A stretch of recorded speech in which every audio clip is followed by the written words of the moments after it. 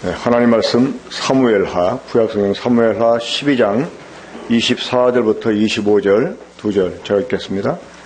다윗이 그의 아내 밧세바를 이루하고 그에게 들어가 그와 동침하였더니 그가 아들을 낳음에 그의 이름을 솔로몬이라 하니라.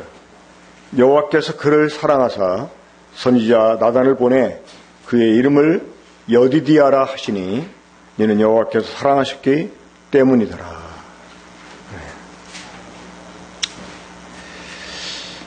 종종 제가 아이들을 혼내고 나면 그 아이들이 그 꾸중을 듣고 혹은 때때로 이제 종아리를 맞고 하는 그런 일로 해가지고 상처를 받을까봐, 그것이 이제 상처로 남아가지고 평생 가게 될까봐 그 때린 것보다 더 지나칠 정도로 아이들을 이렇게 이루해 줍니다.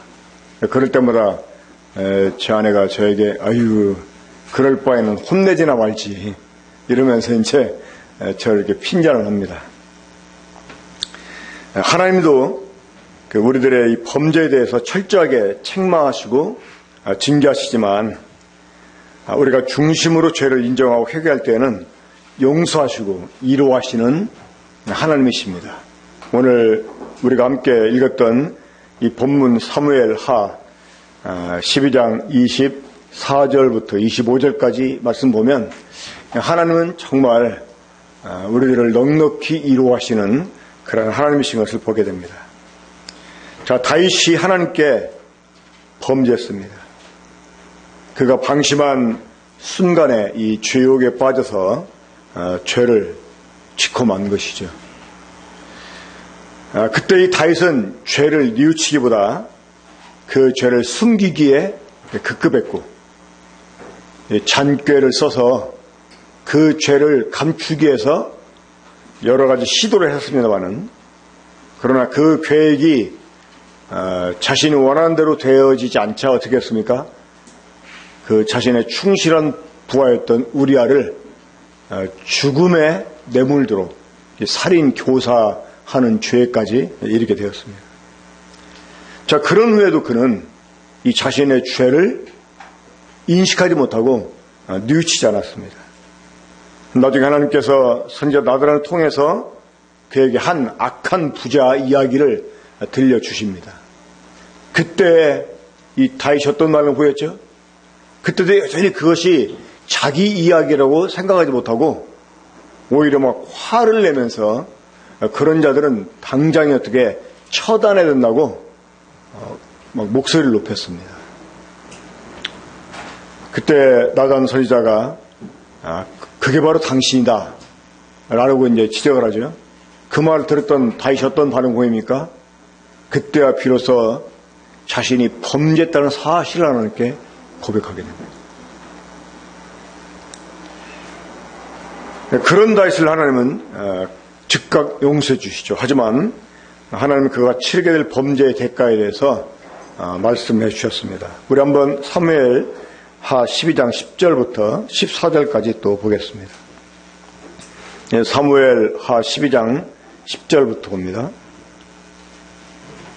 이제 내가 나를 업신여기고 햇사람 우리아의 아내를 빼앗아 내 아내로 삼았은즉 칼이 내 집에서 영원토록 떠나지 아니하리라 하셨고, 여호와께서도 이와 같이 이르시기를 보라, 내가 나와 내 집에 재앙을 일으키고 내가 내 눈앞에서 내 아내를 빼앗아 내 이웃들에게 주리니 그 사람들이 내 아내들과 더불어 백주에 동침하리라. 너는 은밀행하였으나 나는 온 이스라엘 앞에서 백주의 일을 행하리라 하셨나이다 하니, 다윗이 나단에게 이르되 내가 여호와께 죄를 범하였노라 하매 나단이 다윗에게 말하되 여호와께서도 당신의 죄를 사하셨나니 당신이 죽지 아니하려니와 이 일로 말미암아 여호와의 원수가 크게 비방할 거리를 얻게 하셨으니 당신이 낳은 아이가 반드시 죽으리라 하고 나단이 자기 집으로 돌아가니라. 이 범죄한 다윗에게 하나님이 선지자 나단을 보내서 그의 그 죄에 대한 대가에 대해 말씀하십니다. 자, 특별히 세 가지를 말씀하시는데, 첫째는 낳은 아이가 죽을 것이다. 그리고 두 번째는 이 다윗의 집에서 칼이 떠나냐는 것을 말씀하셨고, 세 번째는 이 다윗의 후궁들이 백주 대낮에 이 다른 사람들에 의해서 겁탈을 당하게 되는 그런 일들에 대해서 말씀하셨습니다. 자, 이 하나님의 경고대로 하나님은 이 다윗과 밧세바 사이에 태어난 아이를 데려가셨습니다. 다윗이 그 일을 위해서 하나님께 일주일 동안을 식음을 전폐하고 기도했지만 하나님은 그 기도를 듣지 아니하시고 이 아이를 데려가셨습니다. 또 이 일이 끝난 후에도 하나님은 이 다윗 집안에 이 형제간끼리 피를 흘리게 하는 그런 일을 허락하셨습니다. 이 압살롬이 자기 형 암논을 죽이잖아요. 뿐만 아니라 또 오랜 후에 이 아들 압살롬의 배반을 해가지고 다윗이 궁에서 쫓겨나서 또 고통을 받게 되는 그런 징벌도 받았습니다. 자, 하지만 하나님은 우리가 중심으로 뉘우치고 회개하게 될 때 우리의 죄를 즉각적으로 용서해 주시는 분이시고 또 그에 못지않게 우리들에게 일을 베풀어 주시는 그러한 하나님이십니다. 저는 이와 같은 그 생각하면서 오늘 말씀 제목을 여디디야 하고 위로 그 회개 열매라고 한번 정해보았습니다. 여디디야. 자, 여디디야 뜻이 무엇이죠? 여호와께서 사랑하신다는 것입니다. 자, 이 여디디야가 언제 주어졌어요? 이 다윗이 하나님께 죄를 용서받고 다시 이제 자신의 아내가 된 이 밧세바를 위로하고 그 밧세바 동침한 후에 새롭게 얻게 된 아들. 이 솔로몬의 하나님이 여디디야라는 이름을 주셨죠. 어떻게 보면 이 솔로몬은 다윗의 회개의 열매다라고 말할 수가 있습니다. 그러니까 이 여디디야는 하나님의 회개 열매에게 붙여준 그런 이름입니다. 이 솔로몬이라는 이름의 뜻은 평화스럽다라는 뜻입니다. 아마 다윗은 이제 그 자신의 그 죄를 용서받고 이 하나님과 관계가 회복된 것을 아마 근거해서 이 솔로몬이라는 이름을 짓지 않았나라고 생각을 해봅니다. 하나님께서 이 솔로몬에게 여디디야라는 이름을 주셨습니다. 자, 하나님께서 범죄한 다윗에게 경고하신 대로 이 첫 아이를 데려가셨지만 하나님 회개한 다윗에게 긍휼을 베풀어서 도리어 위로를 해주신 이런 모습을 보게 됩니다. 이 하나님이 사랑하신다는 의미의 여디디야는 아까도 말씀드렸지만 이 회개의 열매다라고 말할 수가 있습니다. 이 하나님의 회개 열매를 사랑하십니다. 자, 하나님이 허락하신 이 여디디야, 이 솔로몬에게 어떤 복을 주십니까? 이 다윗의 뒤를 이어 왕이 되게 하시고 이 다윗의 평생의 수건이었던 이 성전까지도 이 솔로몬을 통해서 세우게 해주셨습니다. 이뿐 아니라 이제 나중에 보게 되면 하나님께서 이 다윗에게 어떤 복을 주십니까? 이 다윗의 후손이 대대 왕을 이어갈 것을 말씀하십니다. 급기야 우리 주 예수 그리스도께서 이 다윗의 계보에서 태어나게까지 하셨습니다. 자, 이런 복을 인해서 다윗이 하나님께 막 감격해가지고 내가 무엇이 간데 이런 복을 주십니까라고 하나님을 이렇게 찬양하는 그런 모습 또한 우리가 이 성경에서 볼 수가 있습니다. 하나님은 우리들의 이 죄에 대해서 분명하게 징계하시지만 또 우리가 중심으로 회개할 때 우리를 용서해 주시고 그보다 더 큰 위로를 주시는 그런 분이십니다. 하나님은 다시 다윗을 왕으로 세우셨어요. 그리고 그 왕위가 끊어지지 않게 다윗의 후손 대대로 또 그 복을 누리게 주셨습니다. 하지만 이런 그 위로가 다윗에게 주어지기까지 어떤 과정이 있었을까요? 이 다윗은 평생에 걸쳐서 철저하게 이 회개의 삶을 삽니다. 우리가 흔히 회개 그러면, 물론 지금 여기서 말씀하는 회개는 그 일생에 단 한 번인 회개, 우리가 하나님 없이 우리 멋대로 살다가 이제 우리의 길을, 가던 길을 이렇게 돌이켜서 하나님께로 우리의 마음을 드리고 이제 그분을 따르겠다고 작정하는 이런 회개, 그 단 한 번만 필요한 이런 회개에 대해서 지금 말씀드리고 있는 게 아닙니다. 우리가 하나님 앞에 이 하나님과 관계 속에 살다가 이 치명적인 죄를 범했어요. 그럴 때 우리가 그 죄를 인정하고, 그것이 잘못된 것을 인정하고 이 중심의 진실함으로 뉘우치면서 그 죄로부터 돌이키는 이러한 행위, 지금 이 회개를 제가 말씀을 드리고 있는 것입니다. 이런 회개는 종종 우리들에게 일어나게 돼요.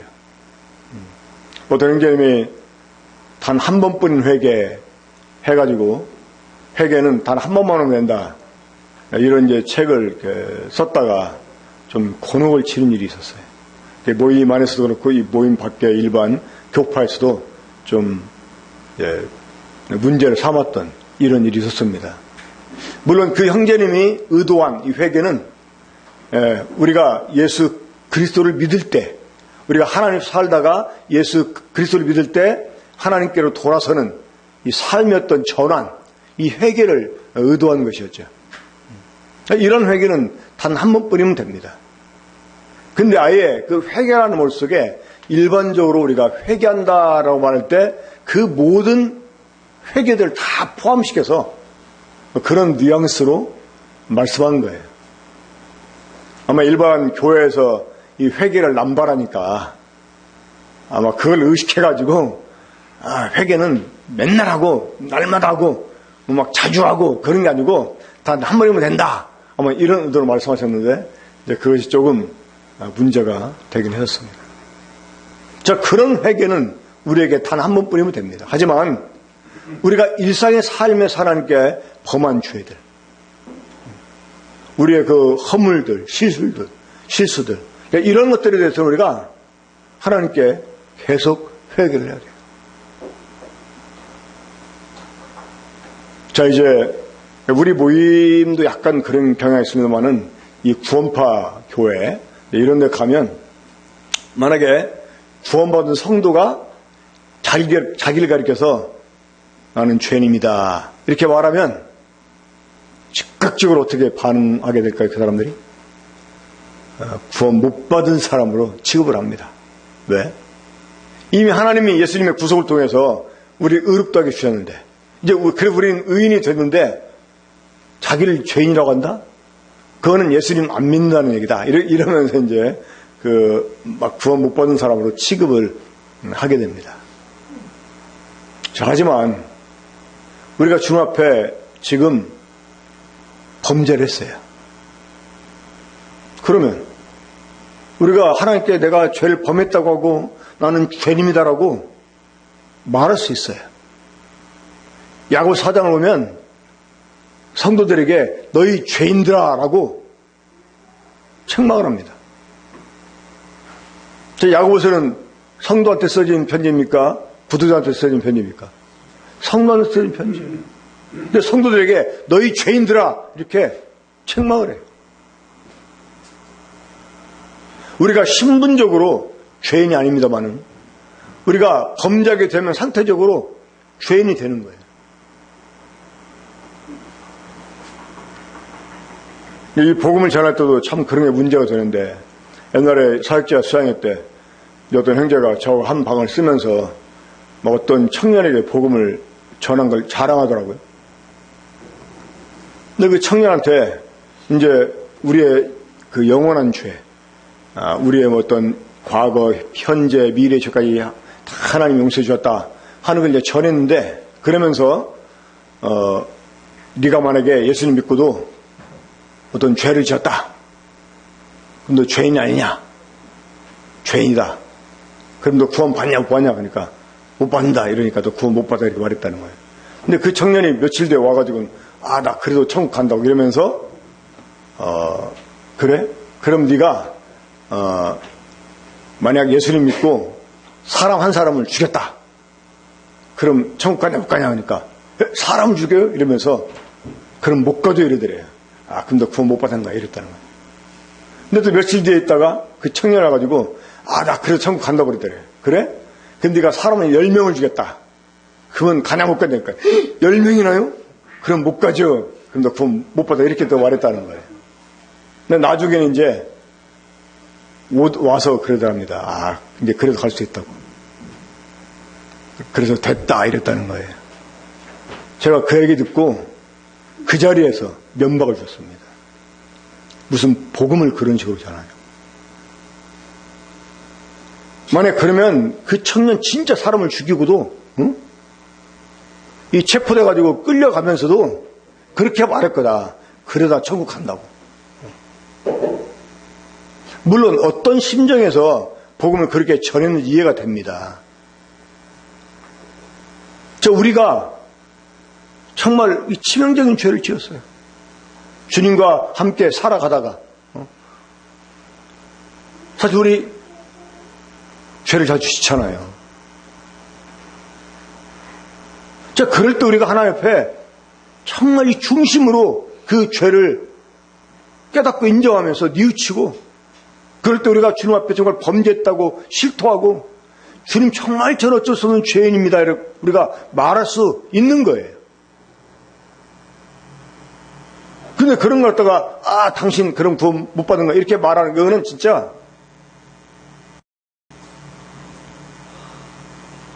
주님의 피의 구속, 이 죄사함에 대해서는 아는지 모르지만 이 주님과의 관계 속에서 함께 살아가는 영생에 대해서는 잘 모르는 사람이다 라고 말할 수가 있습니다.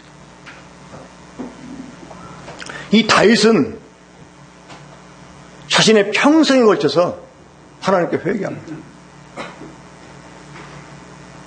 우리 흔히 이제 내가 하나님께 자백했고 하나님 날 용서해 주셨으니까 이제 이 죄는 나하고 상관이 없어 라고 자신의 마음을 스스로 이렇게 평안하게 만들 수 있습니다. 그게 잘못됐다는 건 아닙니다. 하지만 그런다고 해서 또 어떤 계기가 돼가지고 그 과거에 생각났을 때요, 또 그거 가지고 하나님께 주님 제가 정말 그때 잘못했습니다. 정말 잘못했다고 이렇게 말하는 거, 이걸 갖고 우리가 시비를 걸 필요가 없어요. 물론 이제 우리가 복음을 전할 때 사람들에게 회개에 대해서 말하면서 용서해 줬는데 또 가서 막 다음날도 이렇게 해서 미안하다고 잘못했다고 용서해달라고 또 다음날도 가서 그러면 되냐. 물론 그것도 안 될 일이지만 어떤 계기가 돼가지고 내 과거의 죄가 생각이 날 때 우리가 다시 주님 앞에 중심으로 뉘우칠 수 있는 이런 그 시간을 갖는 것도 나쁜 일이 아닙니다. 다윗은 평생에 그렇게 해왔었어요. 이 시편에 보면 다윗의 참회의 시라고 알려진 시가 7개가 나옵니다. 7개. 시편 6편, 또 25편, 32편, 38편, 51편, 130편, 143편. 물론 이 다윗의 참회 시가 다 이 밧세바 사건과 관련된 참회라고 말할 수가 없습니다. 하지만 그는 종종 아마 이 과거의 일을 떠올리면서 그럴 때마다 가슴 아파하면서 주님 앞에 회개하는 이런 심정을 가졌을 거예요. 이런 그 중심에 회개하는 자세가 다윗에게 있었기 때문에 하나님께서는 다윗에게 더 큰 일을 줄 수 있었다고 하는 것입니다. 물론 우리가 우리의 죄를 자백하게 되면 하나님은 즉각적으로 우리 죄를 용서해 주세요. 그 죄에 대해서 또 다른 책임을 우리에게 묻지 않습니다. 그리고 우리가 기대치 못했던 더 큰 이유를 줍니다. 하지만 그 이면에는 정말 중심에 뉘우치는 회개가 있고요. 또 그런 이유가 계속 이어지게 하는 이런 그의 회개하는 삶의 태도가 그에게 있었기 때문이라는 걸 우리가 기억을 해야 됩니다. 하나님께서는 회개한 다윗을 즉각적으로 용서해 주셨지만 이 경고하신 대로 이 다윗에게 징벌을 내리십니다. 이미 그의 열매를 거두어 가기도 하셨습니다. 아들들 세대에서 서로를 죽이는 이러한 일이 일어나기도 하고 이 아들의 배반으로 쫓겨가면서 이 자신의 후궁이 정말 모든 사람이 보는 눈앞에서 겁탈당하는 이런 일을 당했는데 이것도 이게 동시에 일어난 게 아니고 시간을 두고 일어났잖아요. 저는 하나님이 왜 이렇게 하실까를 좀 생각해 보았어요. 이 하나님이 우리를 용서하시지만 이러한 징벌을 주시는 이유, 그 이유가 무엇일까요? 이건 우리들로 하여금 뼈저리게 이 범죄가 얼마나 심각한 것인가를 뼈저리게 느끼게 하려고 이런 징벌을 주시는 것입니다. 그래서 더 처절하게 회개케 하려고. 이 다윗이 압살롬에게 쫓겨갈 때 이 사울의 친척이었던 시므엘이라는 자가 다윗을 저주하면서 막 돌을 던집니다. 자, 그때 다윗이 어떤 태도를 취했죠? 그 다윗의 부하들은 화가 나가지고 저놈을 나한테 죽이게 하라고 요청을 합니다. 근데 다윗은 어떤 태도가 있습니까? 내버려 두라고 그랬어요. 왜?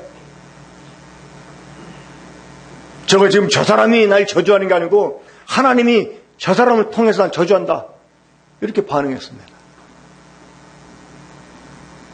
지금 이 징벌이 무엇 때문에 나왔는지 다윗이 알았잖아요. 물론 이미 오래전 일이지만 그 일로 인해서 내가 지금 징벌을 받는다. 이걸 알았기 때문에 지금 저 저주가 저 사람이 하는 게 아니라 하나님이 나에게 하는 것이다 하고 그냥 달게 받은 거예요. 만약에 다윗이 중심으로 해결할 마음이 있었다면 그냥 놔두지 않았을 거예요.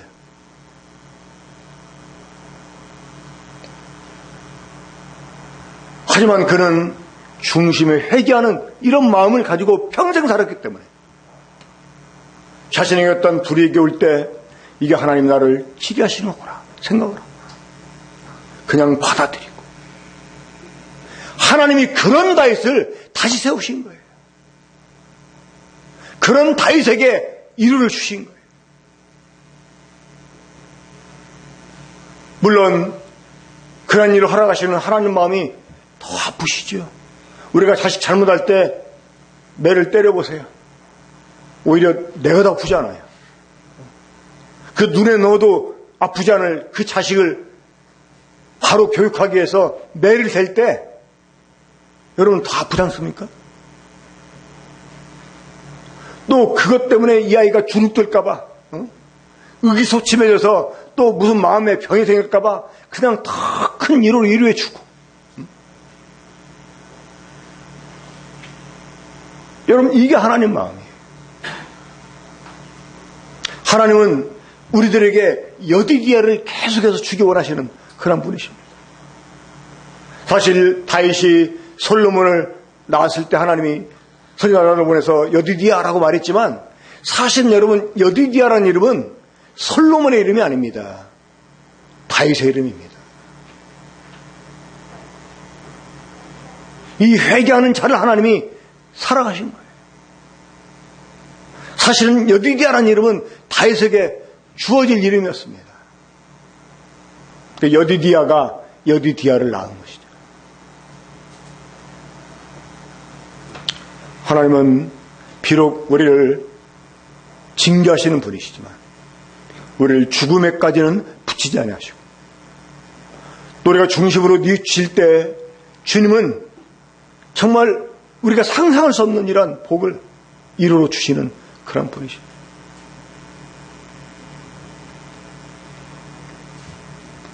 주님 안에 들어온 이후로 저 개인의 삶을 돌아보면 만약 제가 하나님 같으면 저 구원해 준 것 취소해버리고 싶은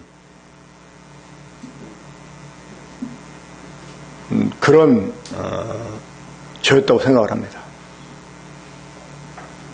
하지만 여전히 나를 포기하던 그 주님, 또 때로 징벌도 하시지만 그러나 그 징벌을 잊어버릴 수 있도록 오히려 기억하지 못하도록 더 크게 이뤄 주시는 이러한 하나님, 이 하나님이 계시기 때문에 여전히 그 주님을 신뢰하고 여전히 그 주님을 의지하고 그 주님 앞에서 또 평안을 누리면서 우리가 살아올 수 있는 거예요. 남들 볼 때는 물론 이게 속으로 겉으로 다 드러나지 않은 그런 모습들이 있어서 사람 날 정죄하지 못할 수 있겠지만 만약 그런 일이 드러나 있게 될 때 오히려 주님 앞에 그래 여전히 태연하게 살아가는 나를 보고 사람들이 뻔뻔하다 이렇게 말할 수 있을지 모르지만 하나님 나를 용서하시고 비록 사랑스레이 나를 아픔으로 징벌하시지만 오히려 더 큰 위로를 주시는 그 하나님이 계시기 때문에 우린 여전히 그 하나님 향해서 소망을 가질 수가 있는 것입니다.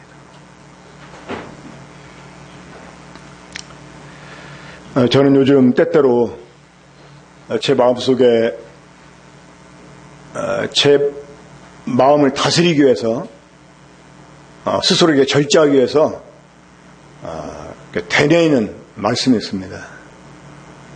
주님이 하신 말씀인데요. 사람은 마음에 쌓은 악에서 악을 내고 마음에 쌓은 선에서 선을 낸다 하는 것입니다. 그러니까 이 악한 일은 악한 자의 몫입니다. 그리고 이 악은 마음에 쌓아진 악에서 나오는 거예요. 선은 마음에 쌓아진 선에서 선이 나오게 되는 것입니다.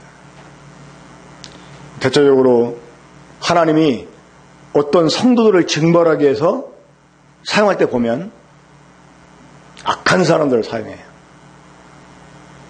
이스라엘을 하나님이 징계하실 때 어떤 나라를 사용하셨습니까? 이제 하나님이 이것들 안 되겠다, 이것들 손 좀 봐야 되겠다 하는 민족들을 들어가지고요 이스라엘을 치게 합니다. 그런 다음에 이스라엘 징계할 건 징계하고 용서해 준 다음에 어떻게 해요? 니네 이스라엘 왜 쳤어? 이러면서 니네 뭐가 났다고 이러면서 하나님이 또 걔네들을 손봐 주십니다. 그러니까 이 사람이 쌓은 선에서 선을 내고 쌓은 악에서 악이 되어지는 거예요. 때때로 내가 어떤 사람들이 돼서 악한 이런 그 생각이 들 때, 한 예를 들어 어떤 뉴스를 보고 이럴 수가 있나고 막 분노가 일어나고 또 사람들 이렇게 댓글을 보면 너무나 얼토당토한 이런 말로 막 하나님 모독하는 이런 글을 보게 되면 막 화가 치밀어 올라옵니다. 그럴 때 정말 악한 방법으로 뭔가 막 한마디 해주고 싶은데요. 그거는 악한 사람들이라는 짓이라고 하는 거예요. 내 마음에 선이 쌓아져 있으면 대응을 해도 선한 방법으로 대응하게 되는 것입니다. 그러니까 우리 하나님이 바로 그러한 분이세요. 또 우리 성도 역시 그러한 사람의 모습을 가지고 이렇게 살아야 됩니다. 우리가 때로 이 사람들의 어떤 허물을 볼 때 딱 그걸로 경계하면서 스스로 교훈을 삼아야 되기도 하지만 또 그런 일을 처리할 때 참 극히 온유한 마음으로 우리가 처리를 하면서도 또 그보다 더한 위로를 베풀 이러한 마음의 자세를 우리가 가져야 된다고 생각을 합니다. 주님 우리를 그렇게 대하시니까 우리 역시 또 그렇게 대해야 한다고 생각을 합니다. 여디디아, 참 우리들에게는 이 여디디아가 필요합니다. 그렇죠. 우리 역시 누가 여기에서부터 자유를 쓴 사람이 있겠습니까? 우리 역시 주님의 위로가 필요한 사람들이고 여디디아가 필요한 사람들이고 또 이런 여디디아를 우리가 많이 낳아야 될 그런 사람입니다. 주님께서 우리를 여전히 사랑해 주시는 그 사랑을 끊임없이 우리들에게 나타내 보여주심으로 인해서 우리 군포 번영교회가 우리 교회에 속한 모든 성도들이 정말 늘 회개 열매를 맺고 주님과의 관계를 더 새롭게 하면서 계속 더 많은 여디디아를 낳는 사람들이 되었으면 좋겠다 하는 마음에서 말씀 나눴습니다. 네, 기도하겠습니다.